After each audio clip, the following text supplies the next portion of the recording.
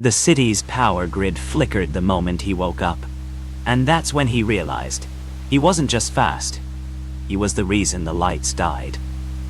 He was in his cramped apartment, the kind with peeling wallpaper and a ceiling fan that spun like it was late for something.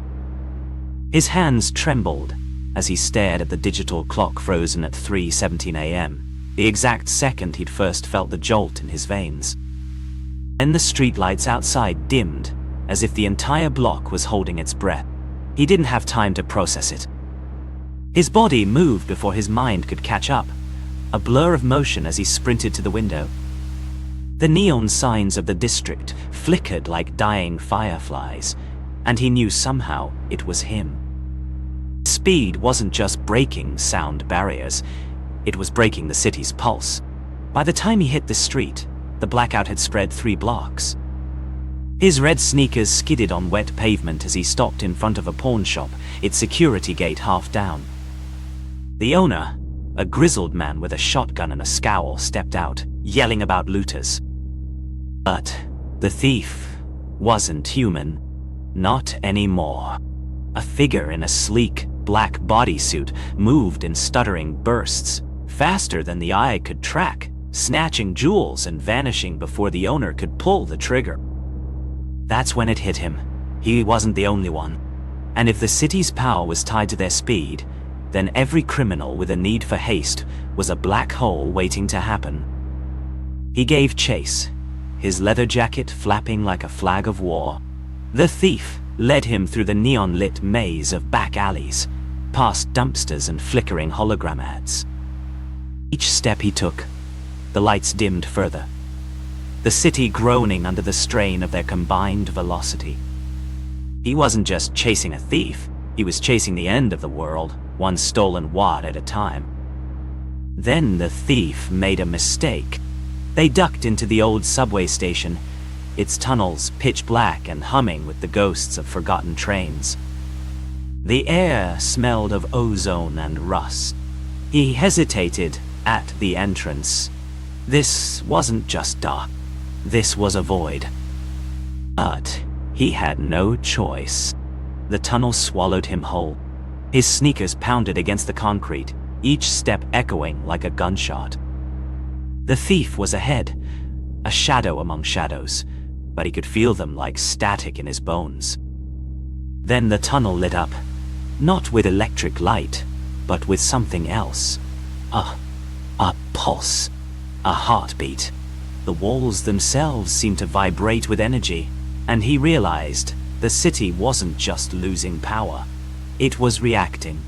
To him. To them. The thief stopped, turned, and for the first time, he saw their face. It was his own. Older, harder, eyes glowing with stolen electricity. "You always were slow," the doppelganger sneered, before vanishing again. He didn't have time to question it.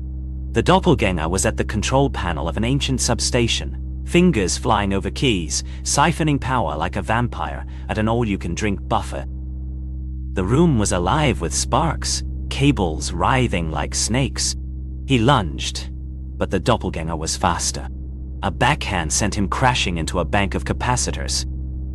Pain exploded through his body, white hot and electric. The city's lights dimmed to near black. His vision swam. This was it. The end. But then he remembered the pawn shop owner's shotgun, the way the muzzle had gleamed under the dying neon.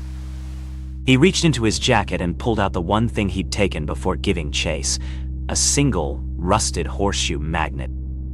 The doppelganger laughed. "What are you gonna do? Attract my attention?" He grinned, blood on his lips. Then he hurled the magnet at the substation's core. Metal screamed as it tore through the air, slamming into the machine with the force of a meteor. The substation shuddered. The doppelganger staggered, their stolen speed flickering like a faulty bulb. The city gasp lights surged back to life, street by street, block by block.